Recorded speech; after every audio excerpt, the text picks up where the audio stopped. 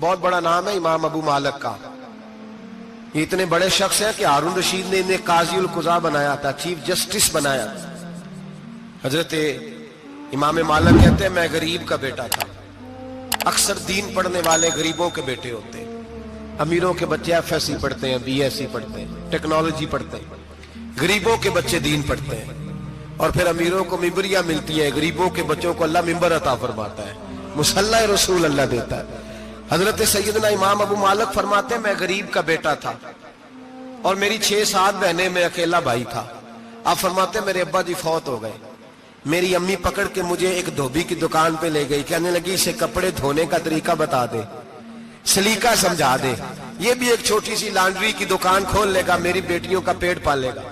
دھوبی کہنے لگا ٹھیک ہے, میں 2-3 درہم بھی دوں گا مہینے کے, اور جب کام سیکھ جائے گا تو تنخواہ بڑھ جائے گی. امام ابو مالک رحمت اللہ علیہ فرماتے ہیں میں بہنوں کے لیے روزی کمانے نکلا, میں بیوہ ماں کے سر پہ بوجھ اتارنے کے لیے نکلا, میں غربت کے عالم میں نکلا. رستے میں امام اعظم کا مدرسہ تھا.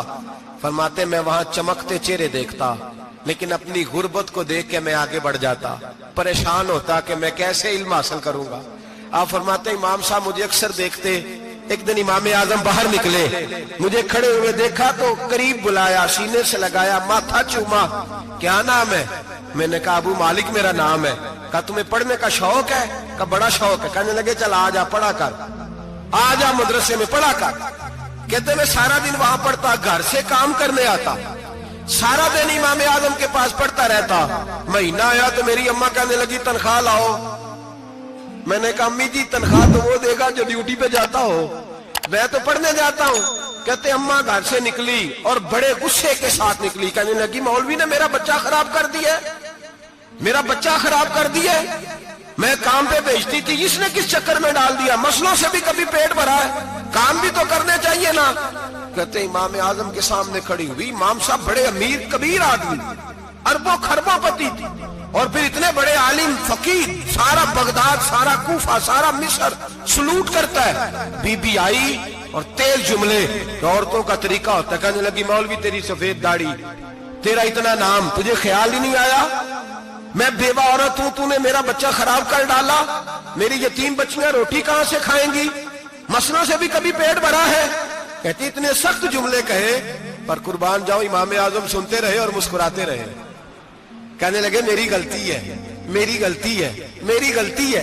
بی بی بھول گیا تھا, غلطی ہو گئی. بی بی کہتی رہی, امام صاحب سنتے رہے. جب غصہ اتر گیا تو کہنے لگے اماں تیرا غصہ اتر گیا ہے؟ اتر گیا ہے. کہنے لگے تیرا بیٹا بڑا نیک ہے, تیرا بیٹا بڑا لائق ہے, تو اسے پڑھنے دے. کہنے لگے چپ کر بے مولوی, یہ پڑھے گا تو میں روٹی کہاں سے کھاؤں گی. امام صاحب کہنے لگے مجھے بتائے گی تیرے گھر کا خرچہ کتنا ہے. اس نے ایک لفظ تو ہے 3 دینار کا, ایک روایت ایسی بھی لکھی ہے بزرگوں نے, کہنے لگی 40 درہم ہے. اور اماں کہتی میں نے جان بوجھ کے زیادہ بتائے, حالانکہ میں کناک کا خرچہ کرتی تھی, لیکن جب کھلا ڈلا کرے تو وہ والا خرچہ بتایا.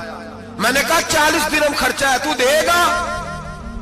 تو کہتے امام اعظم کہنے لگے اماں تجھے لینے نہیں آنا پڑے گا, پہلی سے پہلے تیرے گھر میں پہنچ جایا کریں گے, یکم سے پہلے آئیں گے. او بھائیو کہاں استاد ملتے ہیں, کہاں استاد ملتے ہیں, کہاں وہ لوگ ملتے ہیں جو دعائیں مانگتے, التجائے کرتے, پیار کرتے. گزر گیا وہ دور, اب تو سوٹ لینے کا دور ہے, مٹھائیاں لینے کا دور ہے, ہاتھ ڈلوانے کا دور آیا ہے. اب کون پوچھتا ہے, اب تو پوچھتے ہیں تو میرے لیے کیا لایا ہے. حضرت سیدنا امام اعظم ابو حنیفہ رحمت اللہ علیہ 1 دن نہیں, 2 دن نہیں, 4 دن نہیں, 5 مہینے نہیں, 20 سال تک, کہنا آسان, بولنا آسان, سننا آسان, 20 سال تک امام ابو مالک کے گھر میں خرچہ دیتے رہے, وہ پڑھتے رہے. اماں کہنے لگی تو میرے بیٹے کو لگا تو لیا ہے, تو پڑھ کے بنے گا کیا. حضرت امام اعظم فرمانے لگے بادشاہوں کے تخت پر بیٹھ کر بادشاہوں کے ساتھ کھانے کھایا کرے گا, ان کے ساتھ بیٹھ کے حلوہ کھائے گا, وقت آئے گا تو دیکھے گی. کہتے ہیں میرے امام انتقال کر گئے, وقت بیت گیا.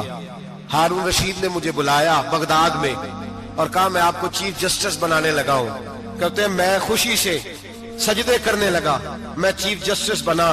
میں نے اپنی اماں کو خط لکھا کہ اماں بغداد آ جا, تیرے بیٹے کو اللہ نے بڑی شان عطا کر دی ہے. فرماتے ہیں ہارون رشید کی بیوی بڑی औलिया की उलमा की बड़ी फरमा बरदार थी, मोहब्बत करने वाली थी। उसने हलवा बना के भेजा, खाना बना के भेजा। हारून रशीद तख्त पे बैठ के खाने लगा तो कहने लगा इमाम साहब आप भी यहीं आ जाए मेरे साथ। कहते एक कोने में वो बैठ गया, एक में मैं बैठ गया, बीच में खाना रख लिया। इतनी देर में मेरी अम्मा भी पहुंच गई। 2 लुकमे खाए थे कि अम्मा आ गई। जब अम्मा ने मुझे तख्त पे बैठे देखा, एक यतीम, एक लवारस, एक बिन बाप का बच्चा, वो कल तक जो बहनों के लिए 4 दिनार नहीं ला सकता था, तख्त पे बैठ के जब रोटी खाते देखा तो अम्मा तड़प गई, रोई, चीखें मारी। मैंने कहा अम्मा क्या हुआ? कहने लगी बेटा मुझे तेरा उस्ताद याद आ गया है। उसने कई साल पहले कहा था इसे दीन का इल्म पढ़ने दे, इसे फकीह बनने दे, ये बहुत आगे जाएगा। देख आज अल्लाह